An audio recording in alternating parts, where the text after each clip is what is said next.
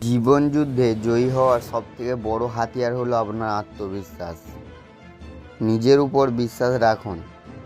আজ আপনি যেখানে দাঁড়িয়ে আছেন সেটা আপনার অতীতের সিদ্ধান্তের ফল, কিন্তু আগামীকাল কোথায় পৌঁছাবেন সেটা নির্ভর করছে আজ আপনি কি করছেন তার উপর।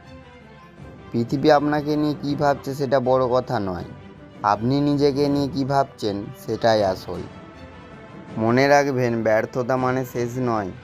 প্রতিটি ব্যর্থতা আপনাকে শিখিয়ে দেয় যে তার নতুন কৌশল। কষ্টই শক্তি। পাথরের ওপর হাতুড়ির আঘাত না পড়লে যেমন সুন্দর মূর্তি তৈরি হয় না, তেমনি জীবনের কঠিন সময়গুলো আপনাকে শক্তিশালী না করে ছাড়ে না। সময় কারোর জন্য থেমে থাকে না। অজুহাত দেওয়া বন্ধ করুন। কাল করব শব্দটা অলসদের জন্য। বিজয়ীদের জন্য সময় একটাই, সেটা হলো এখন। সফলতা কোনো লটারি নয় যে রাতারাতি চলে আসবে। এটি হলো ধৈর্য, কঠোর পরিশ্রম এবং ত্যাগের যোগফল। নদীর স্রোত পাথরকে কেটে ফেলে তার শক্তির জন্য নয়, বরং তার অবিরাম চেষ্টার জন্য। আপনার স্বপ্ন যদি আপনাকে ঘুমাতে না দেয়, তবে বুঝে নেবেন আপনি সঠিক পথে আছেন।